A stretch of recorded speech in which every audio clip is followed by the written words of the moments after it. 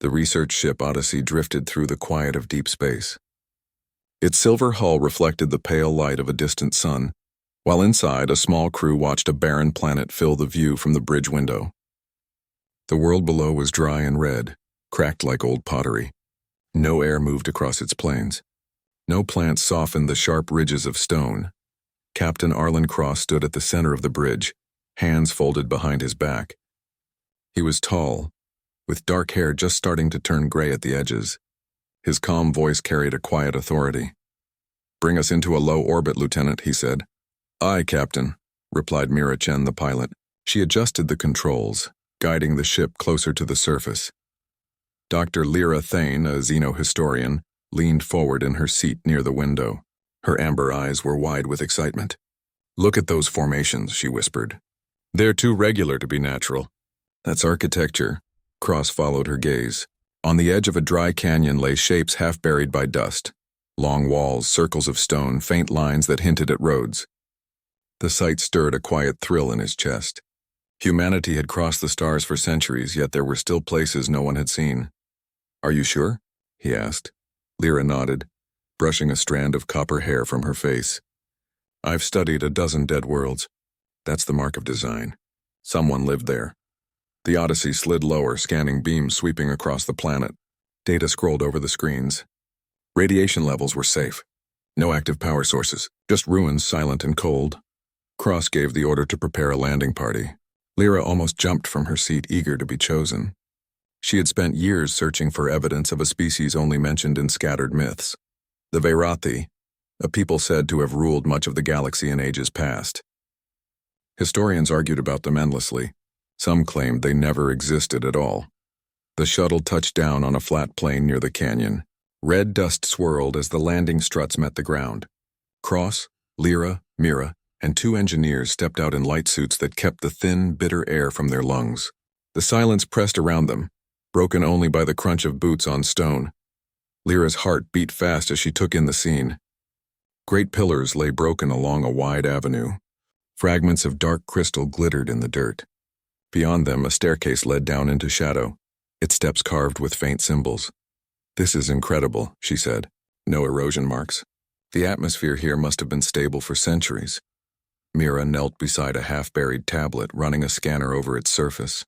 "Composition matches basalt mixed with some kind of alloy," she reported. "Whatever built this knew how to work stone and metal together." Cross studied the horizon. The ruins stretched farther than he expected, disappearing into dust storms at the edge of sight. "Document everything," he said. "If these are remains of the Veirathi, we'll need solid proof." They descended the staircase carefully. The air grew cooler as they entered a chamber carved into the rock. Their suit lights revealed walls lined with tall panels of black glass. Symbols ran across them, long sweeping strokes like a language written by flowing water. Lyra traced a finger just above the marks.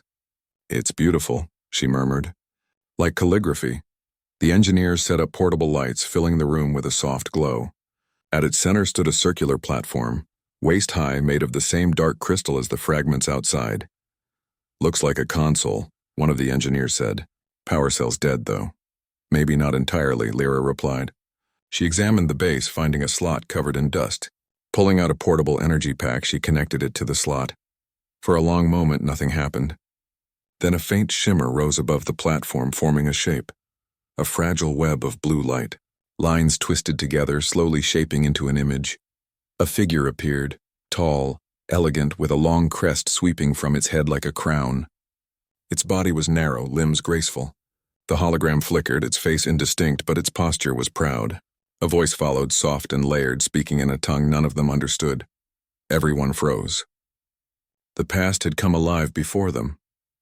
Lyra stepped closer, recording everything with her wrist scanner. "It's them," she whispered. "The Veirathi. They were real." Cross glanced at her, then at the flickering figure. "Can you translate?" "Not yet," Lyra admitted. "But this is more than a record. It looks like a warning." Back aboard the Odyssey, the crew gathered in the briefing room. Data from the ruins filled the main display. Scans of the hologram, fragments of text, and a map carved into the stone floor of the chamber. Lyra stood at the head of the table, scrolling through notes. The language is complex, she said, but I've matched a few symbols with references from old star charts. These markings correspond to known systems, most of them uninhabited today. She highlighted a phrase that appeared several times. The cleansing. Cross frowned. Cleansing of what? I don't know, Lyra replied. But the way it's written suggests a catastrophe, something deliberate. An uneasy silence settled over the group. Engineer Rafe leaned forward. You're saying someone wiped them out? It's possible, Lyra said. And if so, they also destroyed nearly every record. That would explain why we've only heard faint stories. Cross folded his arms, thinking. History was full of wars, but erasing an entire civilization was another matter. Who could have done such a thing and why? Mira broke the silence. Captain, I think we should send what we've found to Central Archives right away. Cross nodded slowly. Yes, but not before we finish our own scans. I don't want anyone claiming we imagined this. The next day, the crew returned to the canyon for deeper exploration. They found more chambers beneath the surface, all linked by narrow halls. Some rooms held shelves of stone tablets. Others contained strange machines fused with crystal, long since broken. In a vast chamber shaped like an amphitheater, they discovered another holographic device. When powered, it projected a star map stretching across the ceiling. Dozens of points shone like tiny suns connected by thin lines. Many of the lines were crossed out by jagged marks. Lyra studied the map carefully. These were their colonies, she said. But look, whole regions have been erased from their own chart. Almost like they were marking losses. Cross pointed at a cluster of stars circled in red. What about these? I think those were safe zones, Lyra replied. Places they thought they could hold.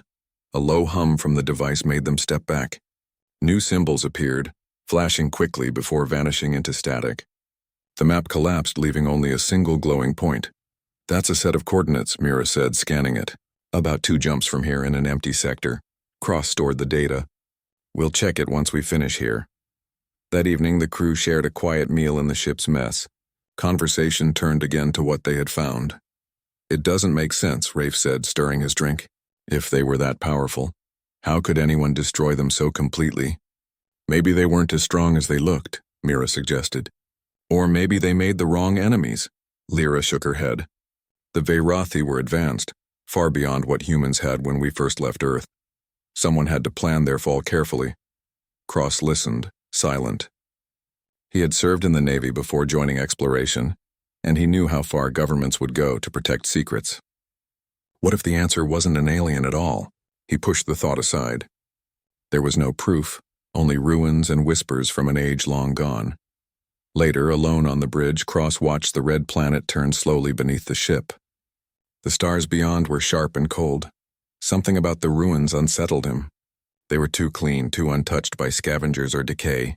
It was as if someone had swept the world bare after the Veirathi vanished, leaving only traces no one was meant to find. He thought of the warning tone in the hologram's voice, of the word cleansing. Whoever the Veirathi had been, their end was not an accident. The captain set a quiet course in his mind. He would follow the trail left in those chambers, no matter where it led.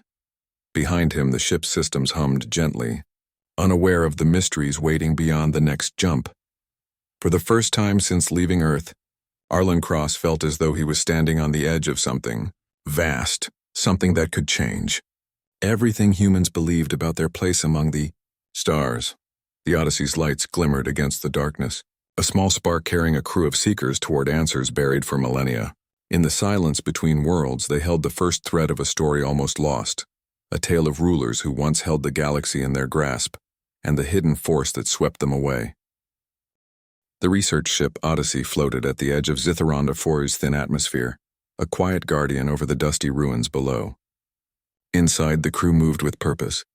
The data they had collected filled every screen on the bridge, maps, symbols, and fragments of a language no human had ever spoken. Captain Arlen Cross stood at the navigation console, reading the single set of coordinates recovered from the holographic star map. The point glowed bright white against a dark field of space. It lay 2 jumps away, in a sector marked on most charts as empty. Are we ready to plot a course? He asked. Yes, Captain, replied Mira Chen, steady at her station. Fuel reserves are solid. Engines are clear. Dr. Lyra Thane entered the bridge, her face alive with quiet excitement despite the lack of sleep. She had spent the night studying the recordings of the Veirathi chamber.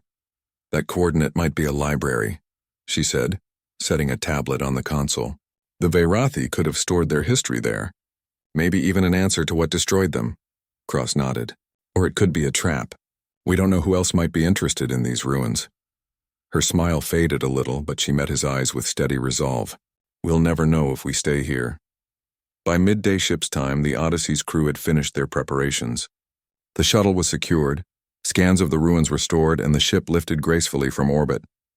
As they cleared the planet's shadow, the red surface shrank behind them like a fading ember. Jump drive primed, Mira reported.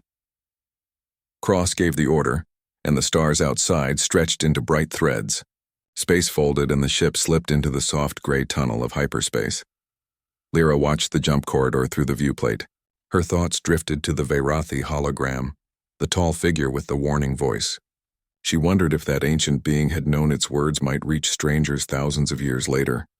She also thought about the cleansing, the phrase carved again and again into stone. What could wipe out a people powerful enough to build cities from crystal and leave star maps carved into the floors of their meeting halls? They emerged from hyperspace several hours later, arriving in a region of calm darkness. Only a thin yellow star lit the area, casting a faint glow over a handful of small planets. Sector looks deserted, Mira said, scanning. No traffic, no stations, only natural bodies. Focus on the third planet, Cross ordered. Sensors revealed a world of icy seas and jagged cliffs.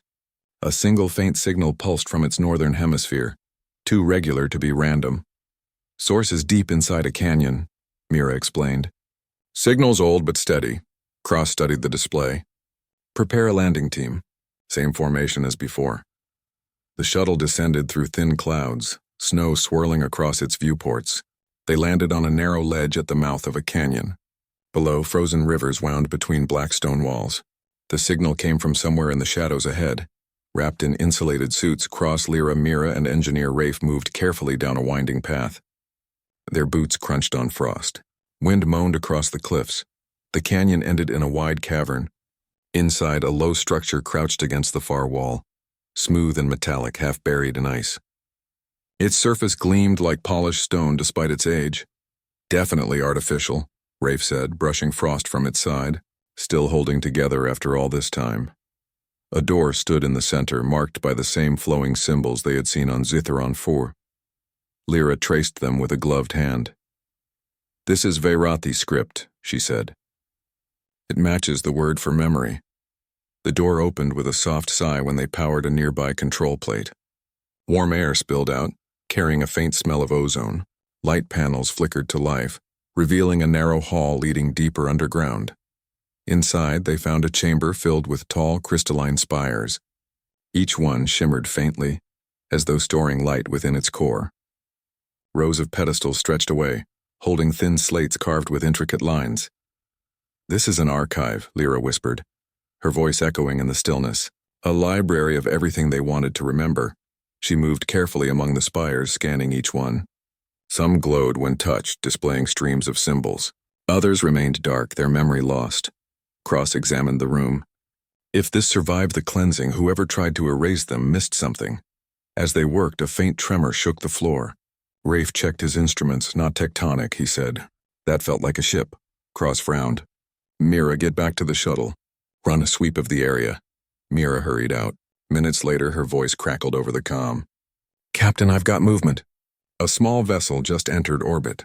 No ID, no beacon. Can you see its markings? Cross asked. Negative. It's running dark. Lyra's stomach tightened. Someone else was hunting the same secret. Back in the archive, she continued to study the symbols on one glowing spire.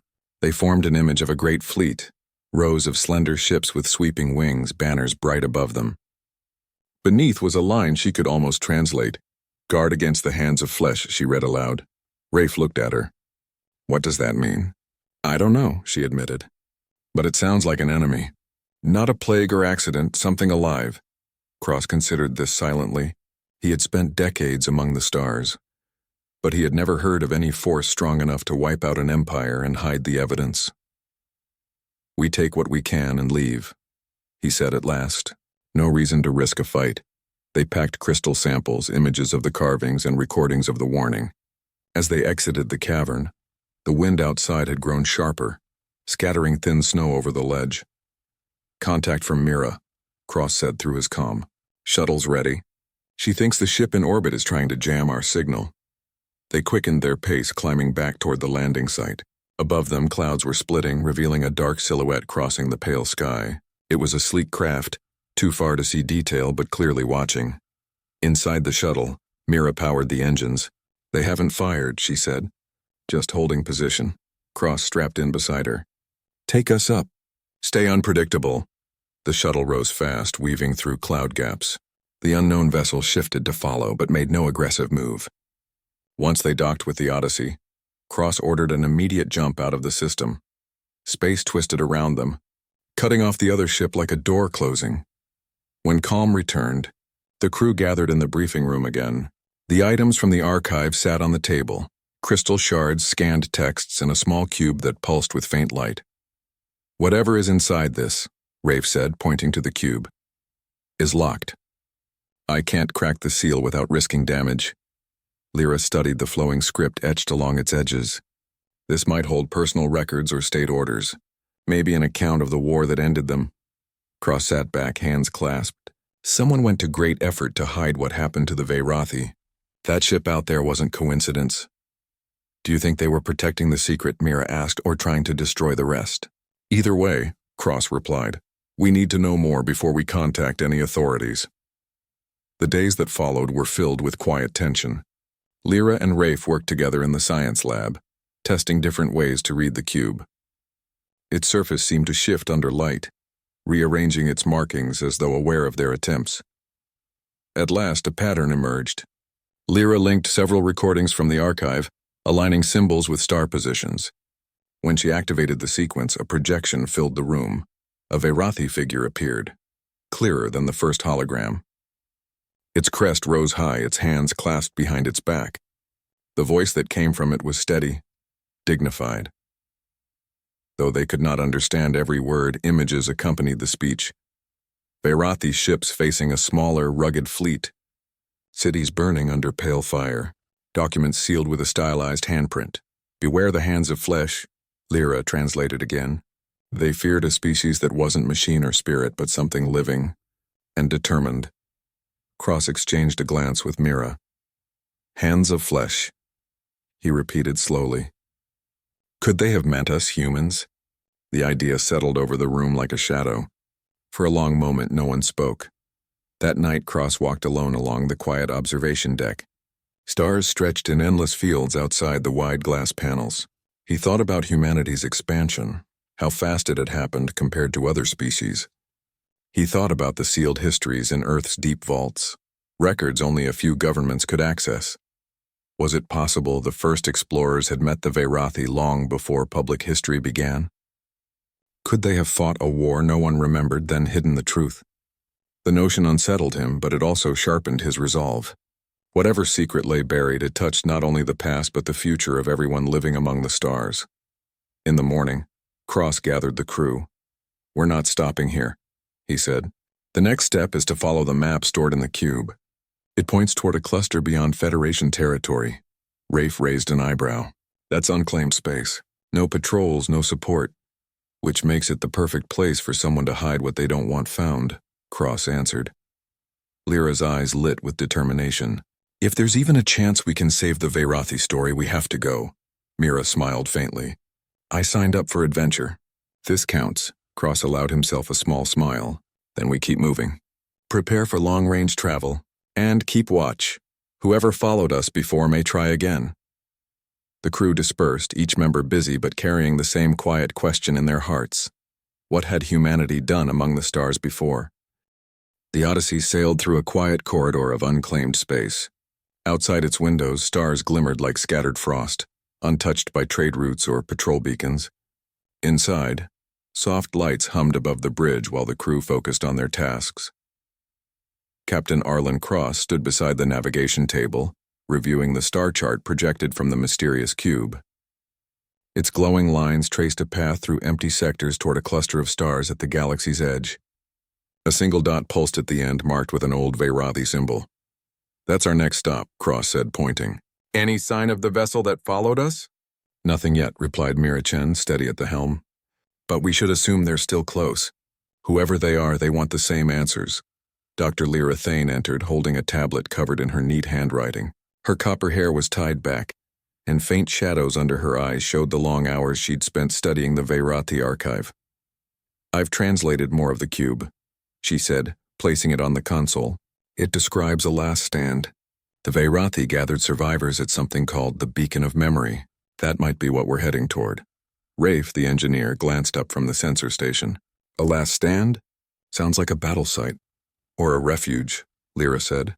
"The record suggests they stored knowledge there, hoping someone would find it." Cross nodded. "Then we make sure we're the ones who do." The journey took several days at jump speed. Life aboard the Odyssey settled into quiet routine, duty shifts, meals, and long hours spent decoding the cube. But under the calm lay a current of tension. Everyone knew that a single wrong move could reveal their position to whoever hunted them. One evening, Lyra and Cross shared coffee in the mess hall. The ship's lights were dim, reflecting off polished tables. "You've been awake almost 2 days," Cross said. "You should rest." "I can't," Lyra admitted. "The more I learn, the bigger the mystery becomes. The cleansing wasn't just war, it was planned erasure. Someone wanted the Veirathi gone so completely that not even their name survived." Cross looked into his cup, thoughtful. "It takes more than strength to erase a civilization. It takes intent." Lyra studied him. "Do you think the hands of flesh could mean us humans?" Cross hesitated, then shook his head slightly. "We don't have proof. But I've seen governments bury stories they didn't want known. If the first explorers met the Veirathi and things turned violent, someone might have hidden it. A quiet settled between them, filled only by the hum of the ship. On the 4th day, sensors detected their destination, a lonely star burning white against a dark field. Around it spun a single gas giant, and closer in, a rocky moon. "Signal coming from the moon's surface," Mira reported. "Weak but steady. Looks like an automated beacon." Cross leaned forward. "Take us down. Keep shields at standby." As the Odyssey approached, the moon revealed a broken landscape of ridges and shallow valleys. In one valley lay the remains of a massive station. Its surface was scarred by fire, as if once caught in a storm of energy. Large towers leaned at strange angles, and debris glittered across the plain. "That's a battlefield," Rafe murmured. The ship sat down near the edge of the ruins. Dust rose in low clouds as the landing gear touched ancient stone. The landing team, Cross, Lyra, Mira, and Rafe, stepped out in their protective suits. Silence wrapped the site like a heavy cloth. Only the crunch of their boots disturbed the stillness. They moved through twisted beams and cracked walls, scanning for active systems. Faint light still glowed in a central plaza, fed by some hidden power source. At its center stood a tall spire, half-broken, emitting a faint pulse. "Must be the beacon," Rafe said. "Still alive after all this time?" Lyra approached carefully, brushing dust from its base. Symbols etched into the metal gleamed under her torch. "It mentions the Council of the Last Dawn," she said. "This was where they gathered before the end." Cross studied the surrounding wreckage. Burn marks streaked the walls. Shattered weapons lay among the rubble. Whatever had happened here had been sudden and violent. They found a doorway leading underground. The stairs were cracked but passable. Light from their helmets revealed a long corridor lined with metal panels, each engraved with text. At the far end lay a wide chamber. Inside, they discovered rows of pods, most shattered. In the center stood a circular platform surrounded by consoles. When Rafe connected a portable power cell, the platform flickered to life, projecting a wide image above their heads. It was a scene of battle. They watched in silence as the projection showed Veirathi ships forming a desperate wall before a looming fleet of dark, angular craft. Energy beams lit the void. One after another, the elegant vessels fell, scattering fire across a black sky. Figures stood in a control room, their crests lowered. A voice spoke, steady despite the chaos outside. Lyra translated fragments as they appeared along the edges of the image. "We hold until the last. We send the memory forward. Guard it from the hands of flesh." The image shifted, showing smaller craft fleeing the battlefield toward the moon. Behind them, explosions consumed the main station. Then the projection ended, leaving only the faint hum of the console. "That was their end," Mira whispered. Lyra stepped closer to the platform, placing a hand on its surface. They knew they would lose. They tried to save their story. Cross scanned the room with a soldier's eye. But if they sent out memory, where did it go? Before anyone could answer, a sharp tone sounded in Cross's headset. "Captain," Mira said, switching to a private channel. Sensors picking up a vessel entering the moon's orbit. "Same profile as before." Cross's jaw tightened. "Time to leave," he said quietly. They packed their recordings quickly and retraced their steps to the surface. As they neared the shuttle, a shadow passed overhead, a sleek black ship gliding low over the ruins. Its hull bore no markings. "Looks like they found us," Rafe muttered. Cross ushered the team aboard. "Strap in," he ordered. "Mira, take us up fast." The shuttle leapt skyward, engines flaring. Behind them, the black ship banked sharply, following. Its weapons remained dark, but its pursuit was clear. Once docked with the Odyssey, Cross ordered immediate takeoff. The larger ship rose smoothly, turning away from the moon. "Jump drive is charging," Mira reported, "but they're closing fast." "Keep shields up," Cross said. "If they fire, we defend." For tense minutes, the other ship held position just beyond weapons range, like a predator waiting for weakness. Then, as the Odyssey's jump drive reached full power, the dark craft slowed and drifted back toward the moon. "They're letting us go," Mira said, puzzled. "Or they want us to lead them," Cross replied grimly. Back in the briefing room, the crew spread out the data they had collected. Images of the battle, fragments of speech, and coordinates pointing deeper into the cluster. "This proves it," Lyra said, her voice steady but low. "The Veirathi didn't just fade away. Someone destroyed them and tried to erase every trace." "Hands of flesh," Rafe repeated. "They fought against a living enemy. Maybe more than one." Cross nodded slowly. "If the attackers were human or related to us, then someone out there knows this secret and wants it buried." Mira crossed her arms. "So what's next? Keep running until they catch us?" "We keep moving," Cross said. "The next set of coordinates is farther out, near an old mining corridor. If there's more evidence, we'll find it." That night, Lyra stayed alone in the science lab, replaying the holographic battle again and again. Each time she paused at the same moment, the leader of the Veirathi standing tall as fire filled the sky. There was no fear in its posture, only a strange calm. "They weren't just victims," she murmured. "They chose to stand." She thought about the phrase carved into the beacon's base, "Memory is light." Perhaps the Veirathi had believed that even in defeat, their truth could survive if someone was brave enough to carry it forward. On the bridge, Cross reviewed long-range scans. The dark ship had vanished from sensors, but he knew it wasn't gone. Whoever commanded it was patient. He looked out at the quiet stars. Every clue they followed led closer to a larger story, one that could shake everything humanity believed about its history. But danger grew with each step. He felt the weight of responsibility, the safety of his crew, the duty to reveal the truth, and the risk of exposing something hidden for a reason. Still, the decision was clear. They had come too far to turn back. The Odyssey powered its engines and turned toward the outer reaches of the cluster. Beyond lay a region of faint nebulae and uncharted space, where the last pieces of the Veirathi puzzle waited. As the ship slipped into hyperspace once more, Lyra joined Cross on the bridge. She stood quietly beside him, watching the stars stretch into silver streams. "Do you ever wonder," she asked softly, "what we'll do if we find proof that humans were the ones who erased them?" Cross's gaze stayed fixed ahead. "I wonder every day," he admitted. "But hiding from the answer won't change it. Whatever the truth is, we face it." For a moment, neither spoke. Then the jump tunnel's calm glow filled the bridge, wrapping them in quiet determination. The Odyssey slipped out of hyperspace near the edge of a pale green nebula. Clouds of dust drifted like mist across the stars, glowing faintly in the light of a distant sun. Captain Arlen Cross studied the scene from the bridge, hands clasped behind his back. "Coordinates place the next marker inside that nebula," said Mira Chen, guiding the ship closer. "Sensors are having trouble. Too much interference." Dr. Lyra Thane leaned over her console. "The cube called this location Sanctum Meridian. It might be where the last Veirathi sent their final message." Rafe, the engineer, tapped the edge of the chart. "There's an old mining corridor on the far side, abandoned for decades. If someone wanted to hide something, this would be the place." Cross nodded. "Let's move carefully. If the ship that's been following us is still out there, The nebula gives them cover. The Odyssey slid deeper into the green haze, lights sweeping across drifting particles. Small rocks floated among the mist, remnants of forgotten asteroids. Everyone worked in silence, each person alert for the faintest sign of danger. At last, a weak signal appeared on Mira's screen. "There's a structure inside the largest asteroid," she reported.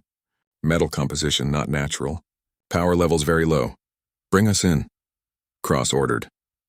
As they approached, the shape of a hidden base emerged, a smooth metal dome embedded within the rock. A faint glow pulsed around its entrance, as though waiting for a visitor. The landing party, Cross, Lyra, Mira, and Rafe, took the shuttle through a narrow tunnel and set down inside a hangar carved from stone. Old lights flickered on as they stepped out, revealing walls lined with faded banners. Strange symbols ran across the fabric, half erased by time. "This feels different from the other sites," Lyra murmured, brushing dust from a wall. "More deliberate, like someone built it to last." They followed a corridor that curved downward into the asteroid's heart. At its end lay a large chamber filled with shelves of dark crystal tablets. In the center rested a circular table surrounded by stone chairs, as if waiting for a council that would never return.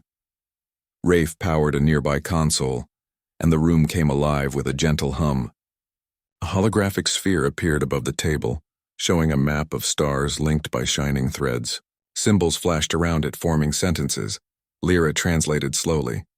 "This is a meeting record. The Council of the Last Dawn gathered here after the cleansing began. They were searching for a way to survive." She scrolled further, her brow tightening. "Here, listen. The enemy moves through shadow, erasing our worlds. They take our works and claim them as their own. We must hide the memory before the hands of flesh consume it." "Hands of flesh," Mira said quietly. "Again." Cross paced the edge of the chamber, thoughts turning dark. If the phrase truly meant humans or a hidden branch of them, then this was more than an ancient war. It was a secret conquest. They spent hours combing the archive. Some crystals contained lists of destroyed colonies. Others described early contact with new arrivals from the Blue Star. One record showed drawings of beings with familiar shapes: 2 arms, 2 legs, upright stance. The faces were blurred, but the resemblance was clear. Rafe let out a low whistle. "Those could be humans," Lyra nodded slowly. The Veirathi called them the strangers of flesh. They first appeared as explorers asking for trade and knowledge. Then disputes grew and battles followed. Cross leaned over her shoulder. "Does it say why the fighting started?" "Only hints." She pointed at a passage etched with careful strokes. Something about technology the strangers wanted. Something they believed only the Veirathi controlled. "Maybe star drive secrets," Rafe suggested. "Or weapons." "Whatever it was," Cross said, "it turned explorers into destroyers." While they worked, Mira's voice came over the comm from the shuttle bay. "Captain, you'll want to see this." Cross and Lyra hurried back. On a small monitor, Mira displayed readings from the outer sensors. A faint outline moved among the nebula's haze, sleek, silent. "They found us again," Mira said. "Same signature as the ship from the moon." Cross frowned. "They're patient, watching. Should we leave?" Rafe asked. "Not yet," Cross decided. "If we run, we might miss what's hidden here. But keep the ship ready." Returning to the council chamber, Lyra found a sealed crystal box in a recess beneath the table. Its surface shone with silver lines forming a complex pattern. "This must be the heart of the archive," she whispered. "Maybe a complete record." Rafe examined the box. "Looks locked to Veirathi biosigns, but I can mimic the signal we used for the cube." He connected a small device to the box. After a few careful adjustments, the seal released with a soft click. The lid opened, revealing a crystal tablet glowing faint blue. Lyra lifted it gently. When she placed it on the table, a new hologram sprang up. A Veirathi elder standing in a hall lined with banners. Its crest was streaked with silver, its voice calm but firm. "If you see this," Lyra translated, "know that we are gone. We fought against the hands of flesh who came with smiles and took our gifts. They turned our own engines against us. We erased ourselves from their memory, but they hunt even that shadow. Hide what you learn, or they will bury you as they buried us." The words hung in the air, heavy as stone. Mira looked uneasy. "So they did mean us, or at least people like us." "Maybe an early colony," Rafe said slowly. "Or a faction no one remembers." Cross thought of Earth's secret vaults, files sealed from public view. Could they hide records of a war fought before history books began? The crew packed the tablet and remaining crystals. Cross ordered everyone back to the Odyssey.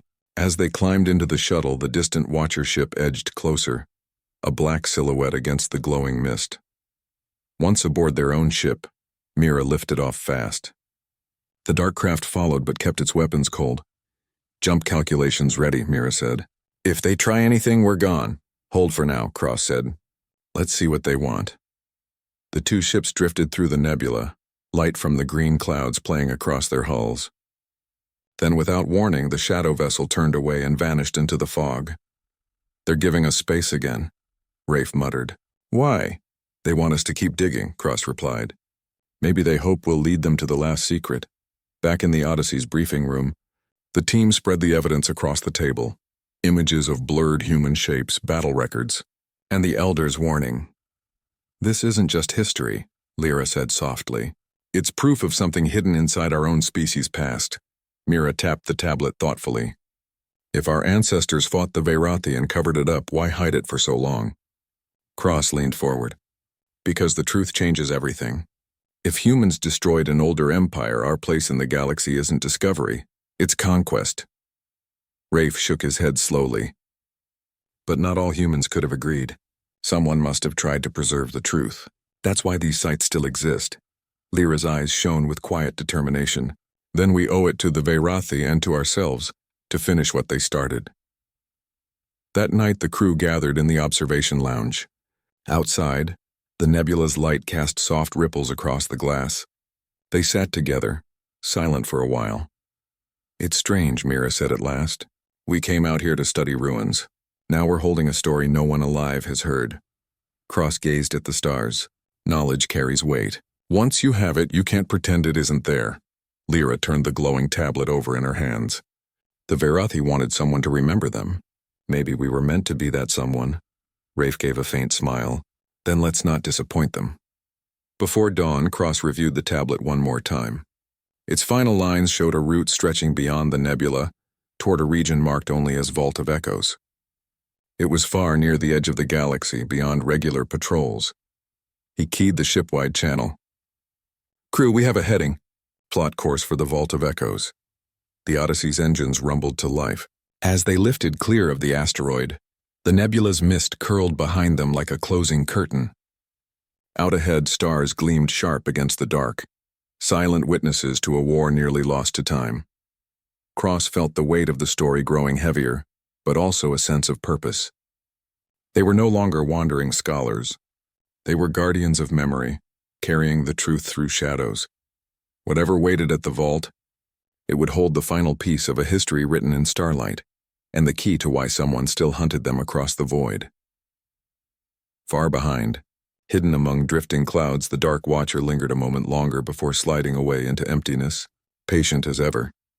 The Odyssey pressed on, a small beacon against the great dark, carrying the fragile truth of the Veirathi toward its final revelation. The Odyssey drifted at the edge of the star field known as the Vault of Echoes. Beyond the windows, stars burned faintly against a curtain of darkness. Patches of pale light hinted at nebulae far away, like memories suspended in space. On the bridge, Captain Arlen Cross stood with his hands behind his back. The steady hum of the ship filled the silence. Around him, the crew prepared for their last step on a trail that had led them through ruins, battles, and secrets hidden for ages. "Coordinates confirmed," said Mira Chen, eyes on her screen. "We're right where the tablet pointed." Dr. Lyra Thane leaned over her console, studying the map the Veirathi tablet had revealed. Her amber eyes shone with focus. "The signal is weak but clear. There's a station or maybe a vault on the far side of the system." Rafe, the engineer, whistled softly. "Whoever built that must have wanted it hidden. It's tucked behind a group of dead moons." Cross nodded. "Plot a course. And keep scanning. Our shadow may not be far." The Odyssey slid between the silent moons, its light sweeping over barren craters. After an hour, a structure emerged from darkness, a massive ring built into the side of an ancient asteroid.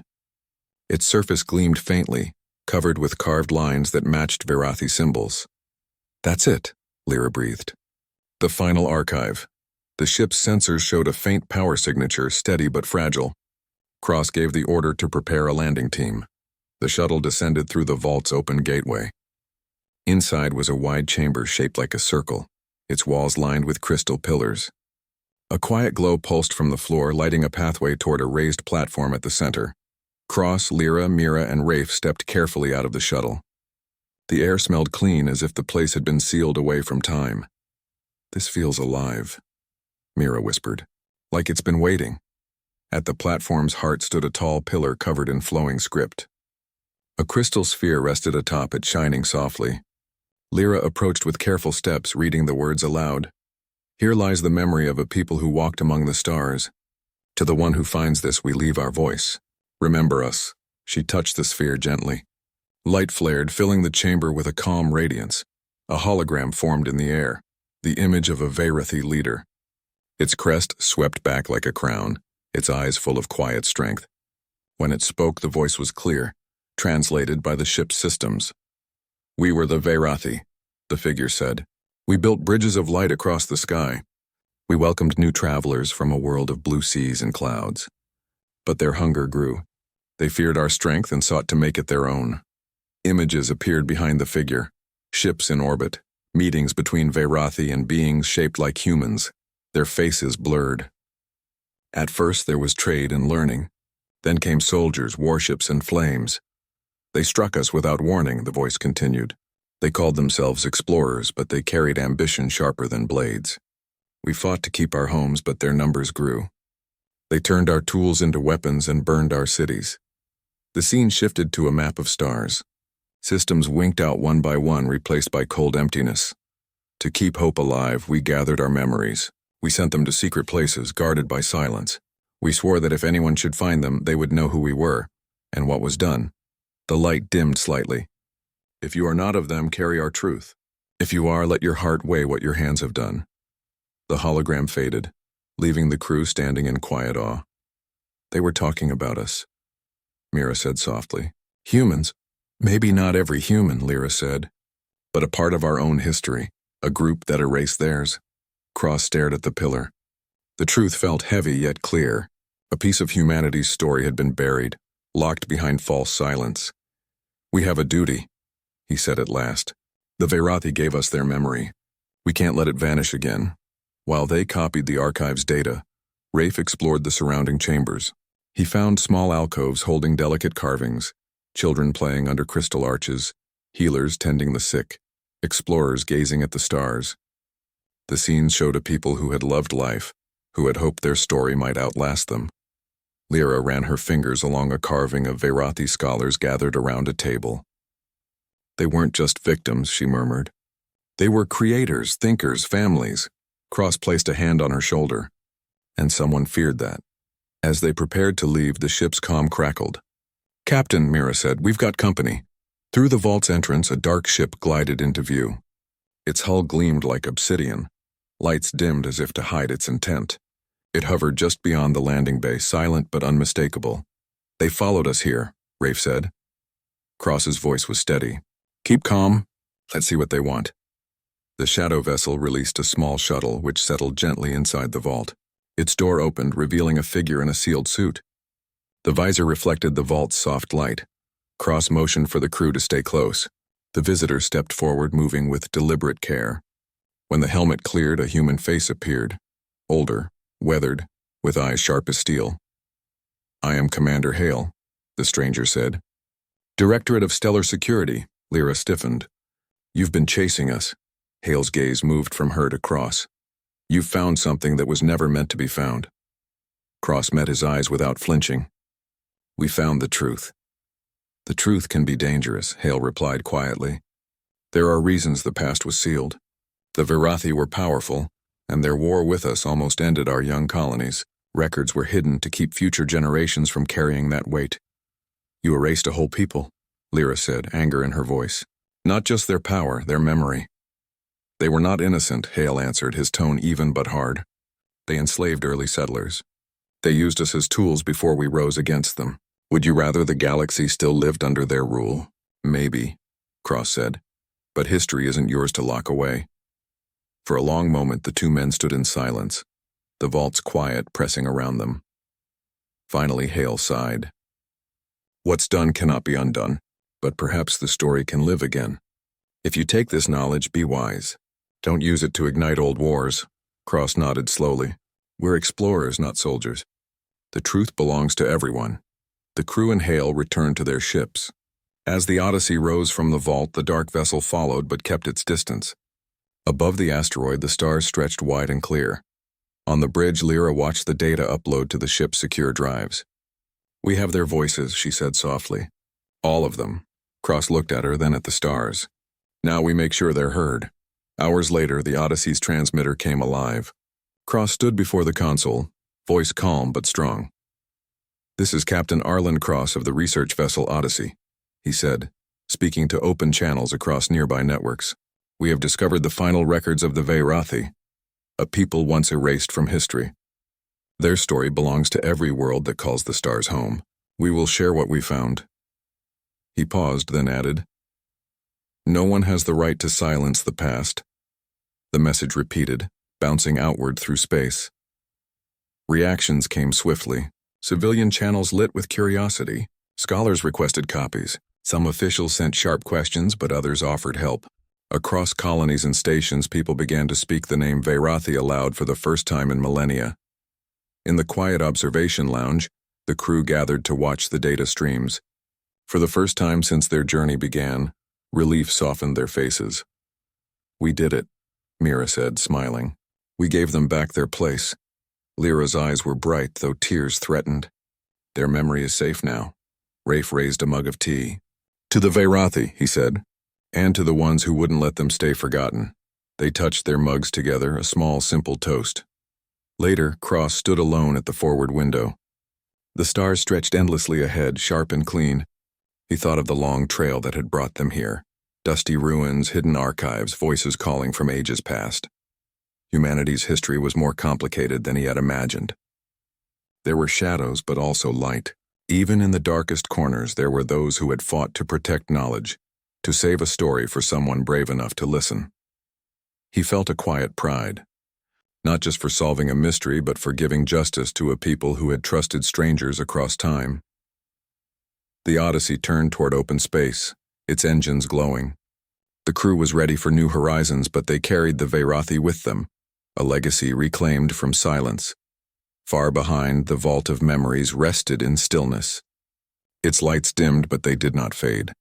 The Veirathi's voices, once locked away, now lived among the stars, safe from shadows. As the Odyssey disappeared into the distance, its wake left a soft gleam across the dark, a promise that truth once found would never again be hidden.